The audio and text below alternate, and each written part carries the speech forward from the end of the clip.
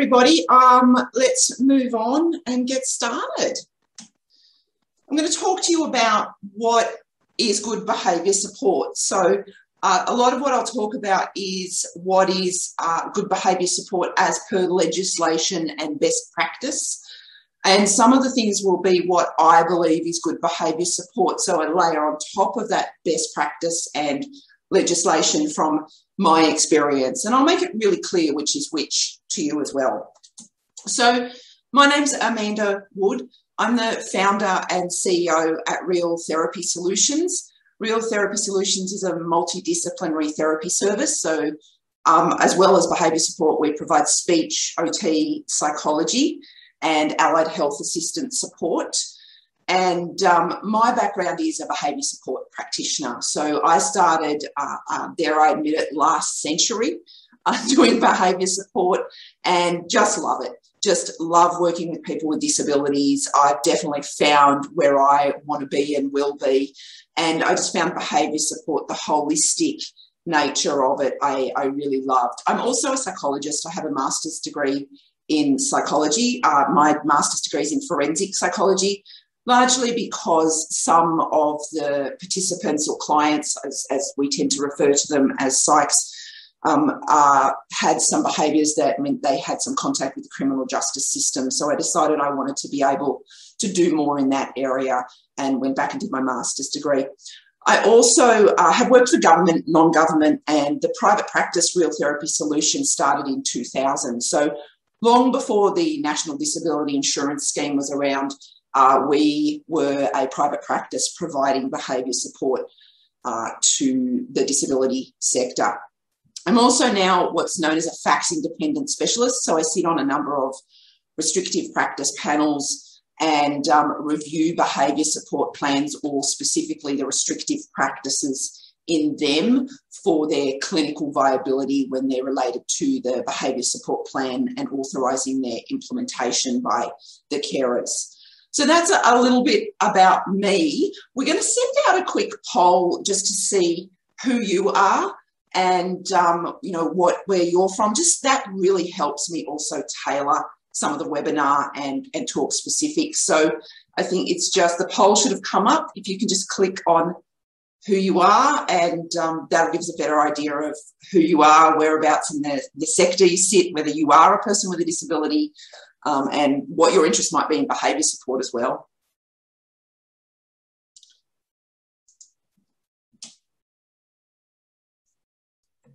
So it looks like the majority, Amanda, are behaviour practitioners. Wonderful. We've got 30% that are a carer of a person with a disability. Great.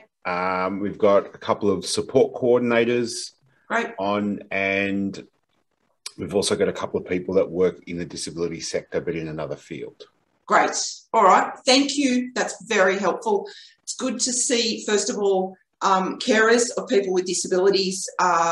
So I will certainly talk about some issues and areas that hopefully will be helpful for you, but also behaviour practitioners.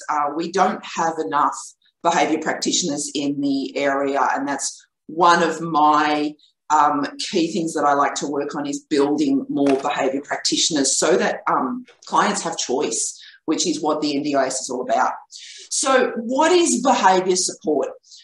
This is straight from the NDIS Commission website, and the parts that I really wanted to reinforce is the individualised strategies, obviously for people with a disability, that are responsive to the person's needs. And I'll talk to you about what I believe behaviour support is, but for me, that's the key. When we start doing behaviour support and supporting someone who might have behaviours of concern, it's about starting at that core place of who is this person and what are their needs and how do I meet those, and then building all of those clinical applications of the theory of behaviour support into that.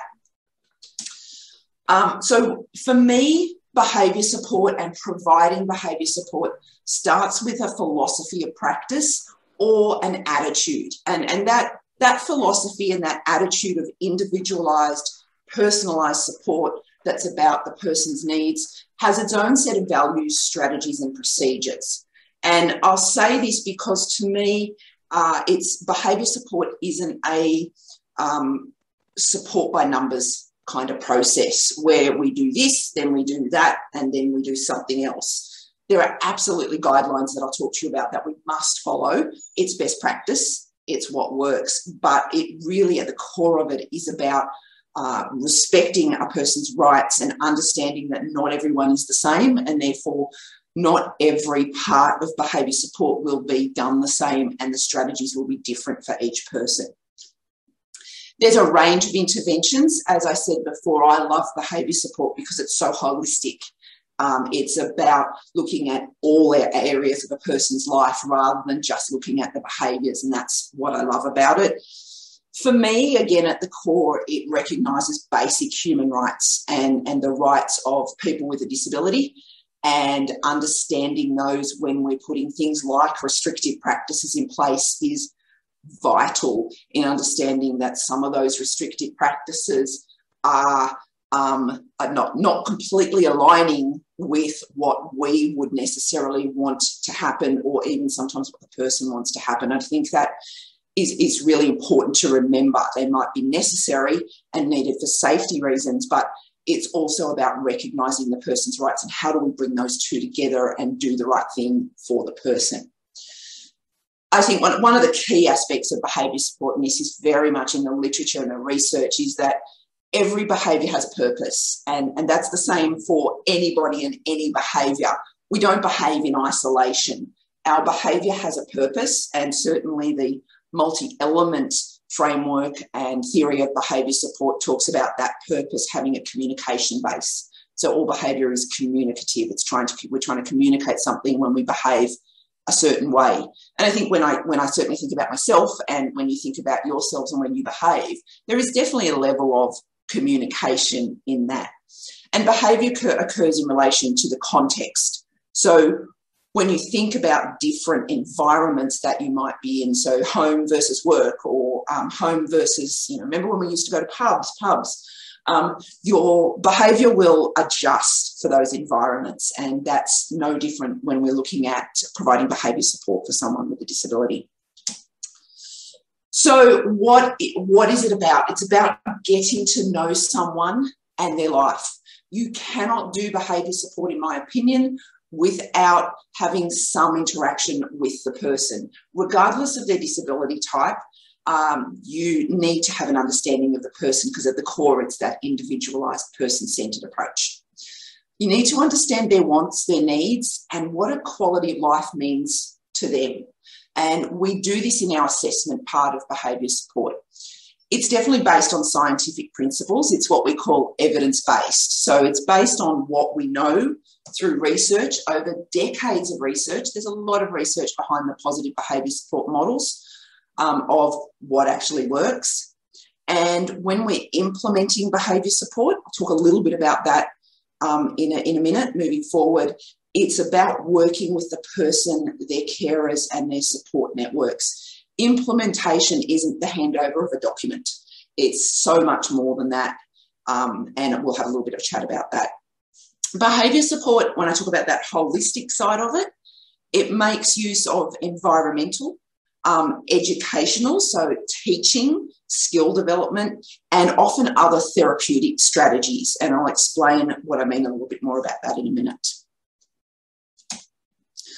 So that's what it is. What is it not? I think behaviour support often gets confused because the terms are so close with behaviour therapy. So a psychologist will be trained in what we call behaviour therapy, which is also part of cognitive behaviour therapy. There are definitely elements of behaviour therapy in the theory that underlines it that are used in positive behaviour support, but it's not the same thing. So as a psychologist who's been trained in behaviour therapy, it doesn't mean that I can write behaviour support plans, particularly plans that are required under the NDIS model. So I think that's a really important thing to know. I may also be able to write positive behaviour support plans, but it does require some extra training, supervision and support. So they're not the same thing. It's also not just a list of behavioural strategies. So often I will see documents that are one-pagers that list what we need to do with a person when they're engaging in a certain behaviour. That's a list of behavioural strategies, but it's not positive behaviour support, because positive behaviour support is about the whole of a person's lifestyle and taking that into account. It's not a paper exercise. It's not about a lengthy plan, and we'll talk about the requirements.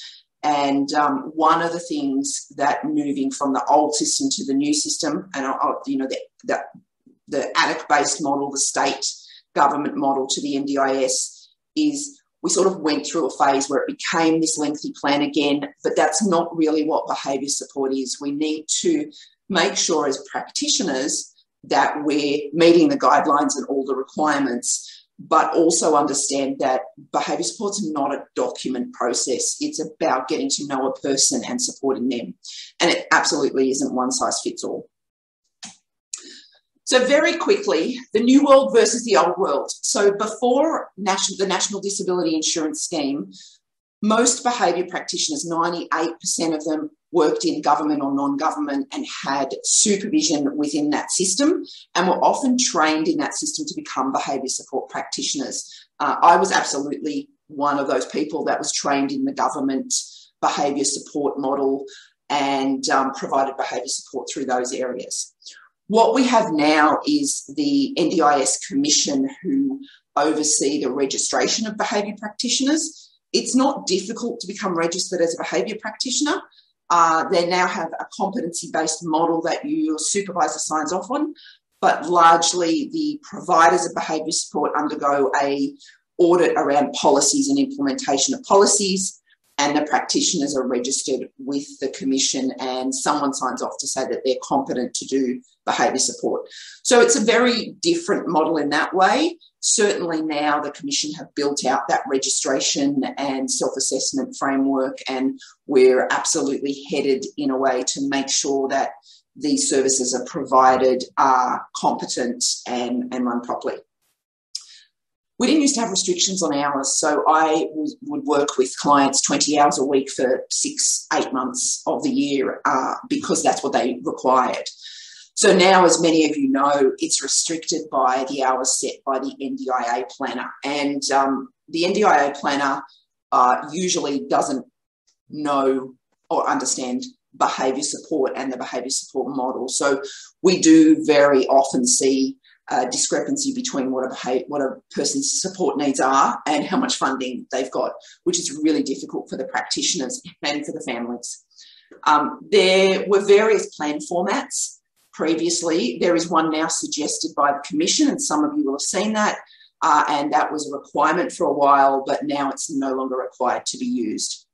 I guess the big difference is policy guided the requirements of what good behaviour support and restrictive practices were in the old world. So it was a government policy, and that's as far as it went. We now have legislation. So as all of you will understand, legislation is a lot more powerful than policy. So we now have legal frameworks for understanding what is good behaviour support, but more specifically, what are restrictive practices and what supports need to be put in place where a person has restrictive practices. And in my opinion, this was well needed in the sector. So I think we've got another quick poll, Matt, here. Yep, ready to go. There it goes. So I'm just really interested, did you work in or were you involved in the disability sector before the NDIS? Because a lot has changed and we've gone through a lot as we've moved to this new world. So at the moment, we've got 75% no. Yeah. Yeah. 75% no. Okay, yep. And we've certainly seen a lot of change in the sector. A lot more people are funded, which is brilliant. But we lost a lot of great staff as well, unfortunately, through the chaos. So very quickly, a behaviour support practitioner needs to be registered with the Commission as an NDIS behaviour support practitioner to provide services and use NDIS funding. They're given a number when they're registered, and in order to be registered, they need to complete a self-assessment. That self-assessment just goes through key elements of behaviour support. They develop a portfolio of work as their evidence for that, and they hand it over to a supervisor. The supervisor needs to have had at least 5 years' experience providing behaviour support. So that's a key element. It would be, I would hope, rare for anyone to be practicing as a behaviour support practitioner and not registered. They need to be, I think it's really helpful that they're experienced in behaviour support with people with a disability. However, the way the sector's sitting at the moment, finding people to provide all of the needed behaviour support who have 5+ years experience is very difficult. So what I would be looking for if you can't get that is making sure that the practitioner that you're working with is supervised and mentored by an experienced practitioner. So that's a really key element. It is one of the requirements by the Commission, but it's also important to look at, how much supervision do they get. This is the model that we work off in psychology, and it works very well. And I often say to people, when you have a therapist or a practitioner who's getting good supervision, you're almost getting 2 practitioners for the one, because they oversee all of their work. There's lots of discussion and regular meetings. So that brainstorming I love doing, no matter how many years experience I've had in behaviour support, that's just invaluable to talk to another practitioner when you're looking at assessments and strategies. They need to understand the philosophy of behaviour support. It's not an assessment intervention plan process, or it's not just that. There's so much more. They need to understand the attitude. They need to understand it's about the person with a disability and marrying these requirements of assessment plan and intervention with the needs of the person. I think that's a really core aspect of it. And the practitioner needs to be flexible and practical, because there's a lot of different environments, there's a lot of different needs, and balancing those requirements that we need to do as practitioners with what the client needs and what's going to work for them will often need that flexibility and that practical nature. I'm massive on being practical and making sure that the strategies and plans that go out can actually be implemented in the environment they're meant to be implemented in. And it's about understanding the goal. The goal of behaviour support is to increase a person's quality of life through what we do. And that means that whatever we produce as behaviour practitioners needs to be easily understood, and it needs to be implemented. We don't get change by developing a document and handing it over. It's about making sure that the people that are going to be implementing those strategies understand it, those strategies meet the person's needs. So for me, those are the really important things that you're looking for in a behaviour practitioner. And there's legal requirements. So the behaviour support rules of 2018 is the legislation. And if you want a little bit of light reading, there's the link to it, and you will all get a copy of the slides, the link to the actual legislation. But I won't go into the legislation in great detail. It outlines what a restrictive practice is.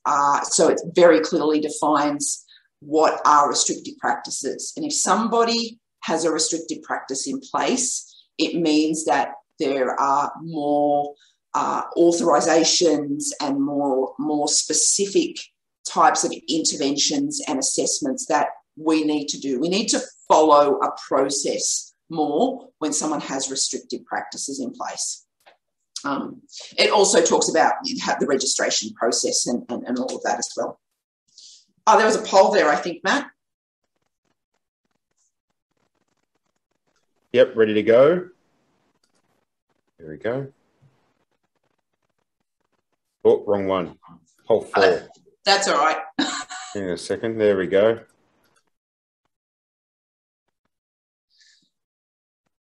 So when you're looking at, just interested in who's responsible for choosing, are you responsible for choosing a behaviour support practitioner?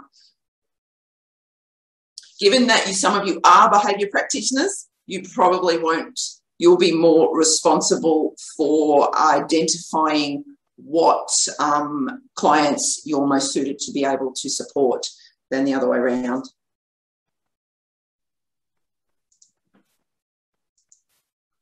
Yeah, so 50% in the no, and it's pretty evenly split across the other two answers there, Amanda. Great, thank you. So what is your behaviour practitioner legally required to do? Your practitioner has responsibilities in regards to when they're developing the plan. The ones that are underlined in here, I believe are best practice anyway. They're certainly aiming to reduce or eliminate a restrictive practice where that's in place, is one of the main things that they're legally required to do. So they need to be showing evidence that they're trying to reduce whatever the restrictive practice is. So let's say the restrictive practice is that the doors to the house are locked where they live. They need to prove in writing that they have a plan or their aim is to reduce that or unlock the doors. Now, that's not always as easy said as it is done. It's easier said than done. And I think this is a part where we need to be flexible and practical in that we need to be looking at how can we move towards unlocking the doors? What sorts of skills would we be teaching in order for this person not to need the doors locked? So why are the doors being locked? What's the function of that behaviour? But also understanding the needs of the person, but the carers that work there and the safety aspects of that.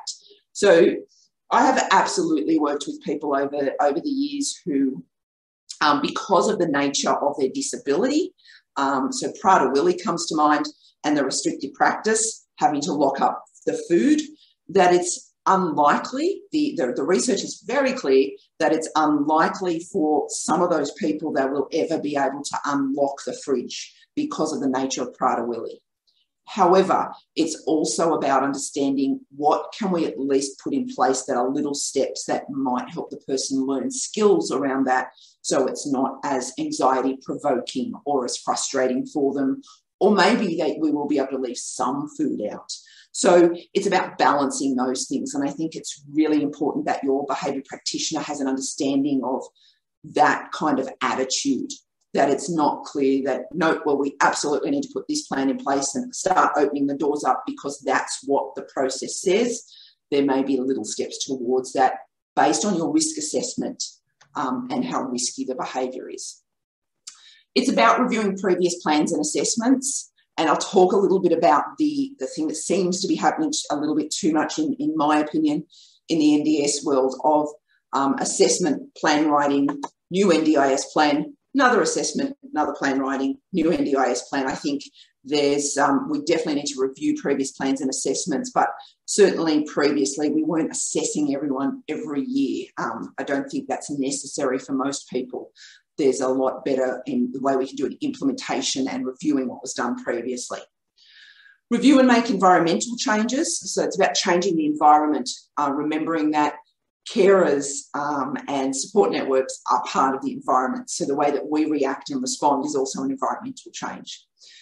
Consult with the person and their families and undertake what's called a functional assessment of behaviour.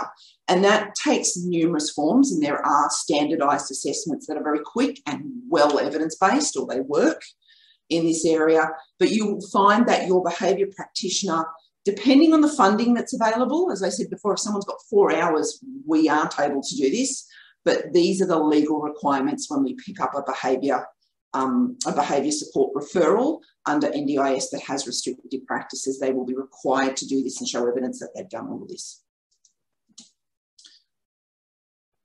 They've also got responsibilities around regulated restrictive practices and what's in the plan. So most of this is pretty common sense. They need to use strategies that we have research behind. It needs to be about the person. There needs to be proactive or positive strategies. It can't just be when the behaviour occurs, do this.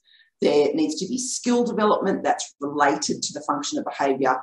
And we also need to be looking at what opportunities are there for the person to participate in the community. It's about that quality of life and develop new skills. When we have restrictive practices, there'll be a lot of questions from the practitioners around what else have you tried? Can we try this? Because they're legally required to assess and make sure that if those doors are locked or if the fridge is locked, that you've either tried other things and they didn't work, or there's good justification as to why they won't work. And that's a legal requirement on them to ensure that they have that documented.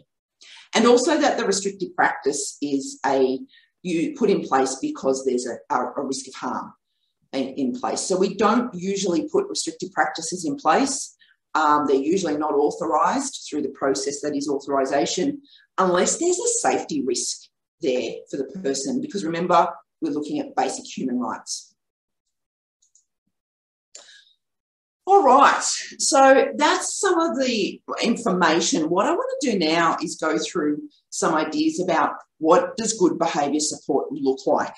And I guess for me, this is based on my 25 years in writing behaviour support plans, supervising and training in behaviour support, and also sitting as a specialist on panels.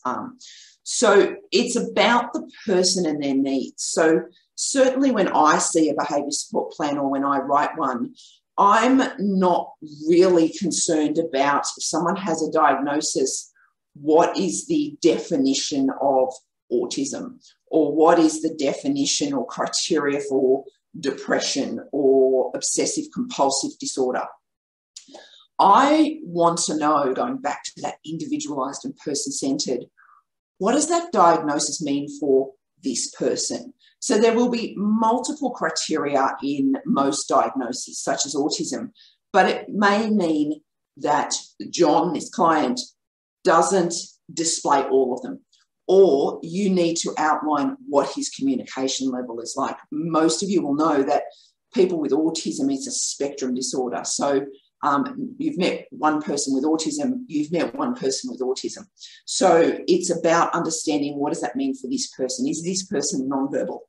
Is this person able to communicate? So outlining what those criteria of the diagnosis actually mean for the person, and being more specific about that and writing it about the person. For me, that's a really important part of good behaviour support, rather than what you see on the left side of the screen that is usually cut and pasted from Google and those kinds of places. This is important information, but I don't know if it's important for the carers who are actually implementing the plan.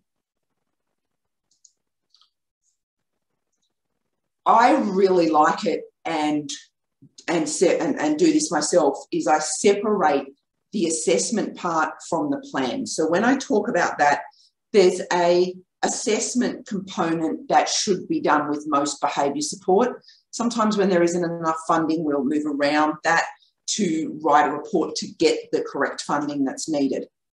However, the assessment can be quite lengthy, and there are requirements and best practice in that. And as a behaviour practitioner and someone sitting on a specialist panel, that part of the plan is very important to me, because I'm looking at whether I'm going to authorise a restrictive practice for implementation. So I really want to see that the practitioner has conducted a functional assessment of behaviour and where they got their information sources from, and whether they have fully looked at, is this restrictive practice a last resort, and looked into the background of the person and taken into account all of those other lifestyle factors. So it can be quite a lengthy report, and my role on those panels and when I'm supervising someone is to make sure that their hypothesis is clinically valid, so it makes sense clinically, and that their formulation has been done really well, and the assessment tells me that.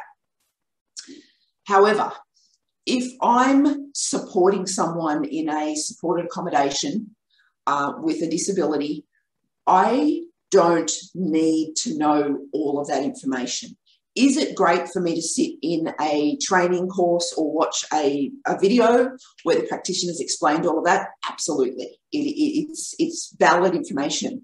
However, anyone who's worked in supported accommodation or is a parent will understand there's not always time to be able to read that straight away. So what's most important for implementing is what's actually in the plan. When the person engages in the behaviour, how should I respond?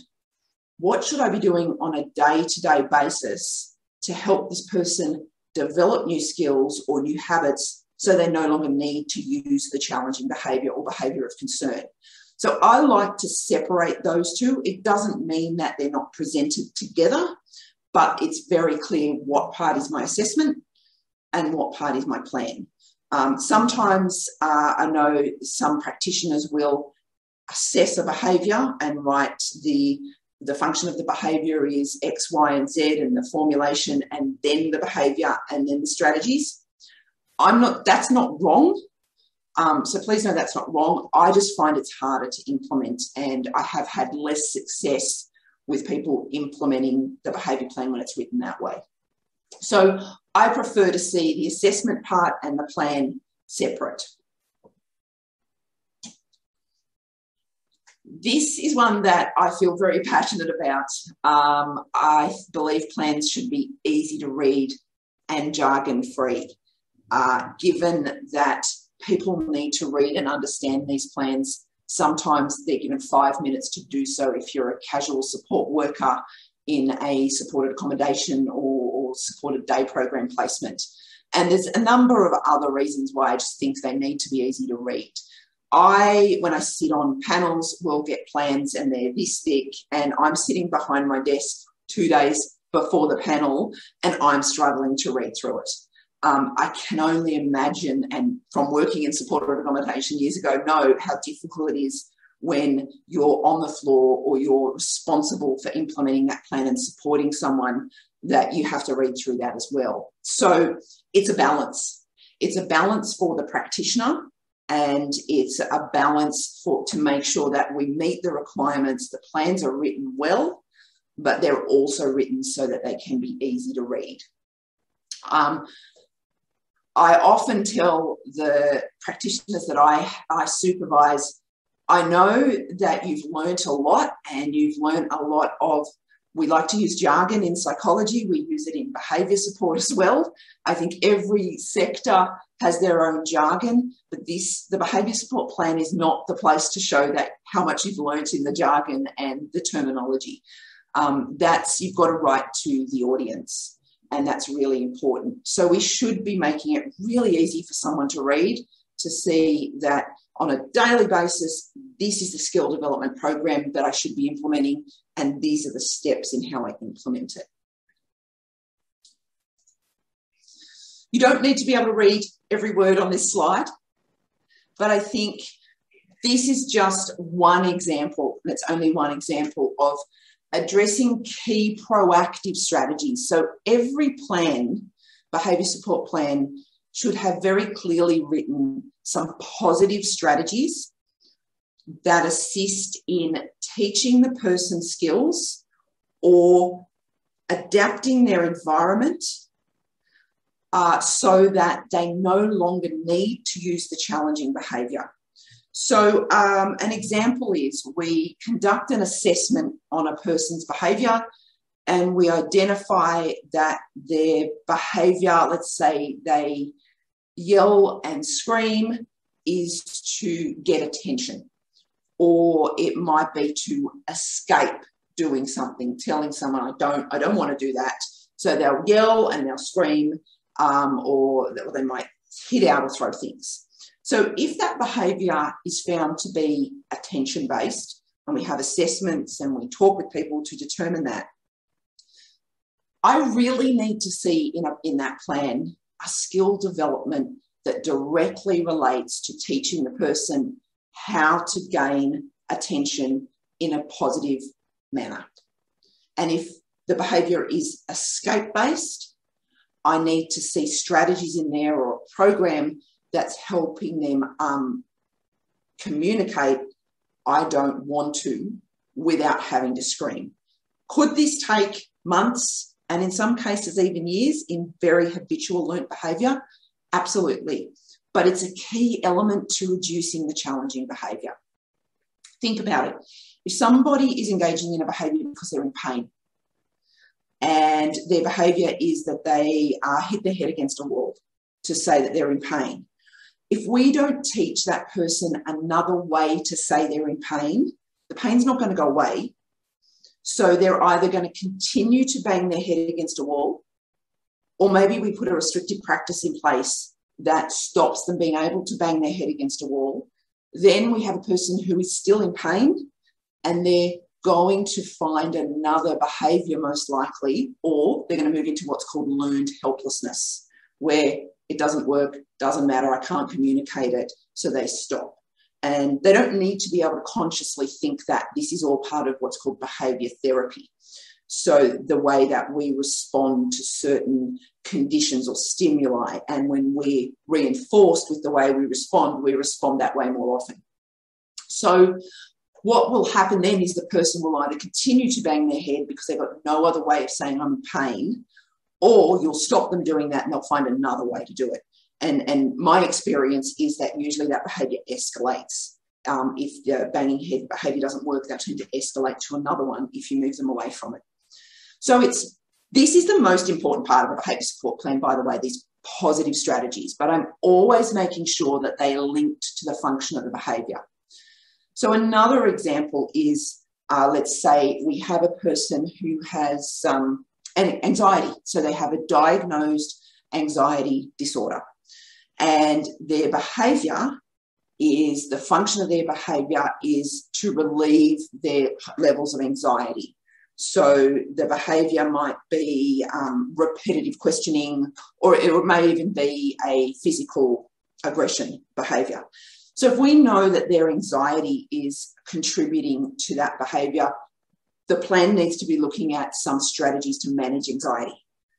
So some of those will be drawn from psychological theory, and it may mean that the behaviour practitioner will develop up some key strategies in there and refer you to a psychologist. But there should be some strategies in there to manage anxiety and help the person learn at least to either communicate their anxiety, start to understand when they're at low levels of anxiety, or the staff to put prompts in place and assist the person to engage in activities that reduce that anxiety. So I find most plans, and I will not say all because I don't think that's the case, do need a communication element in there. And one of the things that we like to do at Real Therapy Solutions is get a speech pathologist involved at times in this area, because that's their area of expertise, is understanding a person's receptive and expressive communication. So what is in the proactive strategies will vary from client to client. Certainly in the 80s, every client had a, make a sandwich, and those kind of domestic household activities to increase independence. I think we've certainly moved away from that more task analysis for everybody, but for some clients it is relevant, because that level of independence is why, not having that independence is why they're engaging in the behaviour. But it really directly needs to be related to the function, the skill development that's in place. Or it may also be about increasing the quality of life, remembering that that's what behaviour support is about. It's about increasing the quality of life of a person. You increase someone's quality of life, often if you do it correctly and address the right strategies, the behaviour will decrease anyway. This is just another way of writing those, and these two are not the only way of clearly writing proactive support strategies. They're just two examples that we use at Real Therapy Solutions, but there will be many, many more as well. The other part of good behaviour support is response strategies, or in the multi-element framework, reactive strategies. I always refer to these as the Band-Aid for behaviour support, because what these are the ones that when I talk to carers, like, okay, show me what we need to do when the behaviour occurs. And it's really important to know this. However, it's also important to understand that just putting these in place is unlikely to change the behaviour or reduce it. This is a Band-Aid or a risk management strategy. These also need to be written in a really easy to read way, so that people can quickly pick it up and understand what's in it. So you'll see in this one, there are very key elements that are actually bolded to stand out. and there's dot points of what to do. I think writing something like this in a narrative format, which I do see at times, is probably not the best strategy to get them implemented. And certainly, you know, when we were doing behaviour support and learning through the older model, that was never conducted that way, because we know that people need to be able to read it quickly and they need to be able to implement it. Something like 70% of good behaviour support is getting the carers to respond consistently. And that's what the aim of these reactive strategies are, and proactive strategies, is to get everybody responding in the same way to the behaviour, so that the person isn't confused and has some predictability and knows what's going to happen when the behaviour is engaged in. Just another way of representing it, I love what's called the escalation cycle, which looks at how a behaviour escalates. There are different levels of behaviour. So down here would be where the behaviour is a low level, and up here is where it's at crisis point, and then the de-escalation. So most plans should have the de-escalation strategies. These are really important. We didn't put these in place in the early 90s and just sort of got to the end of the behavioural incident and would be great, that's over, thankfully. But what happens is people will re-escalate quite quickly if we don't support them to de-escalate. So it's really important that plans also have those strategies in the de-escalation phase. I've talked about skill development that addresses the function of the behaviour. This is probably, when I sit on panels, the one that I see not occurring the most, is that people are putting skill development in, but it's not directly related to the function of the behaviour. So some examples that I gave earlier, if the behaviour function is boredom, it's about developing a routine that has more enjoyable and productive activities and making sure that the carers understand how to implement those and how to communicate those around that, so that we'll see less boredom and less need to engage in the behaviour. And that's usually why communication is a big piece as well, because being able to communicate that I'm bored, and then the staff or the carers being able to respond to that quickly, can also reduce the behaviours. Restrictive practices. So this is the area where we have a lot of the regulation.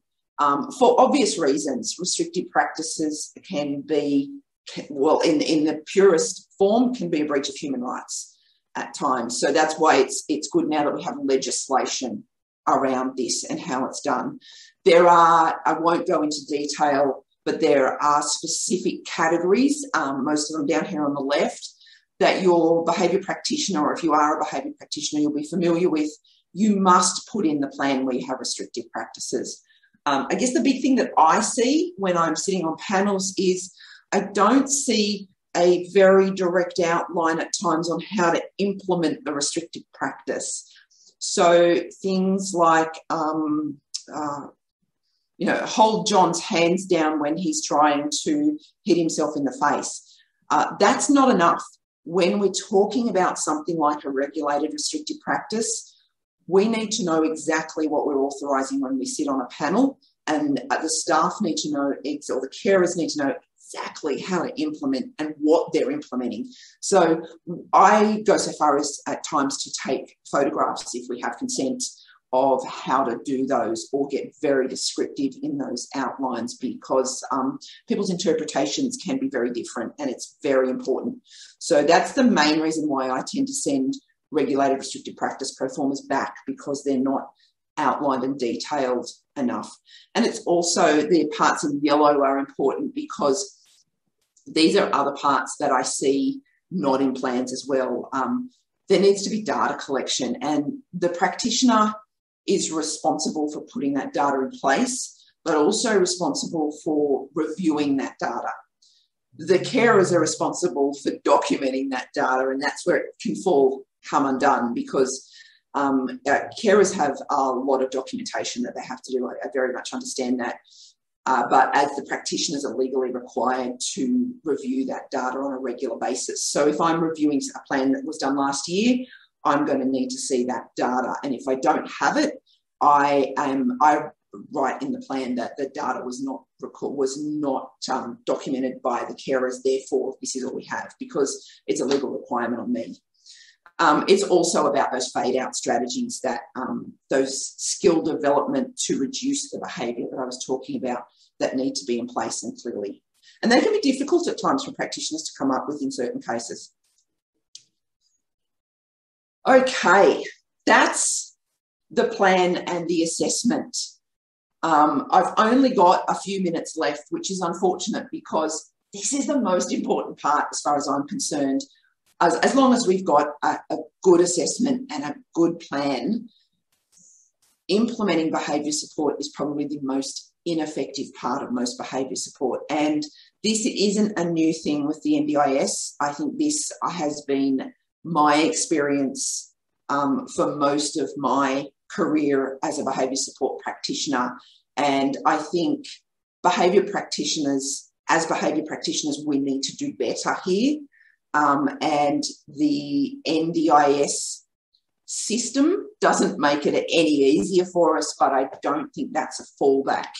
And it's about looking at how can we help carers implement plans better. And the best way that practitioners can do that, it's in how we write the plans, and it's in what support we can give after. And if we don't have the hours, which is often the case, to give that support, it's about what document do we hand over so it's clear about what can be implemented. Because if you're getting a 65-page plan, you often don't know where to start with implementation. I love an implementation plan, so that it's very clear around what are the steps, next steps when we've handed a plan over. The staff training, the documentation, the implementation of a program plan. So if we're teaching someone to use a coloured card to say that they don't want to do something, maybe they're non-verbal, it might be a verbal, that might be the most important thing that we want people to work on first. What we don't need them to do is work on 7 different skill development plans all at once. And I think it's really important to focus on, let's get this part implemented, let's review it, and then let's move on to the next part of the plan. And I don't see this being done as much as I believe that it should do. And there will be parts of the plan that are important to get implemented very quickly. We also need to report to the NDIA. This is one of the things that I think is very good about the National Disability Insurance Scheme, is the practitioner has a responsibility to report back on what they have, what interventions and support they have put in place, and also how they have worked towards the person achieving their goals. And that plan needs to outline that very clearly, and also outline what the person needs next plan as well. And this is often where we are able to describe to the NDIA, this person has 7 regulated restrictive practices and a long history of behaviours of concern. 6 hours is probably not enough, given that we have these legal requirements that need to happen. And I haven't even gone into the fact that the practitioner has to upload their documents to the Commission portal and upload them to a fax portal, although often the implementing providers do that. They're best placed to do that with the consent issue around it. But there's also a lot of work behind the scenes in just maintaining those requirements for us as well. So I think most of the practitioners online would agree with me that one of the biggest barriers at the moment is they're underfunded. We have had people who are overfunded as well, but it's not the norm. And finally, the next behaviour support. So the next plan that comes into play, what I really don't think should be happening is that the whole process starts from scratch again.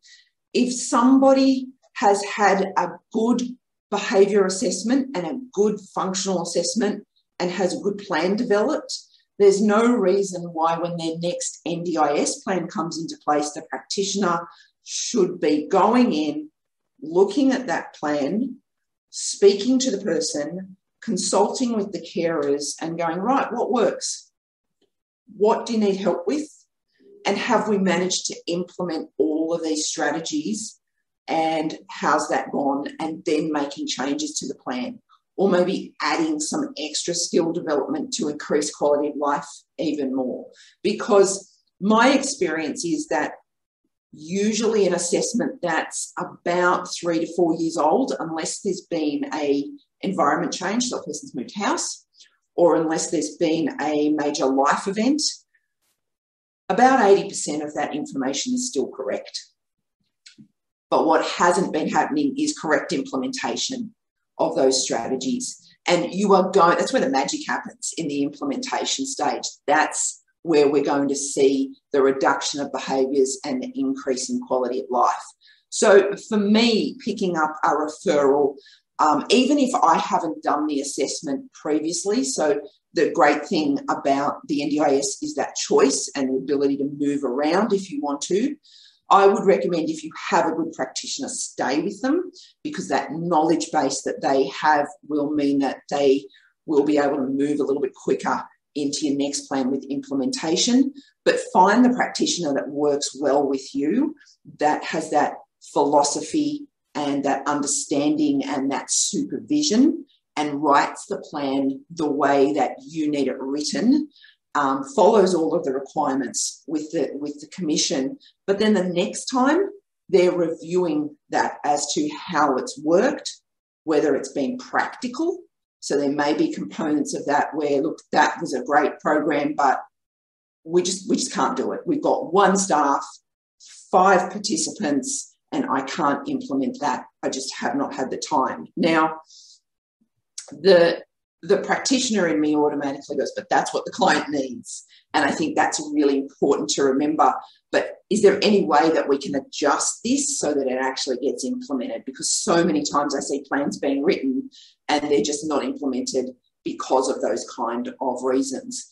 And we're better off at least getting some movement and some progress rather than none at all. And it's about using those practical skills and consulting and collaborating so that we can move forward and get some progress. That is pretty much my presentation. I hope that's been helpful.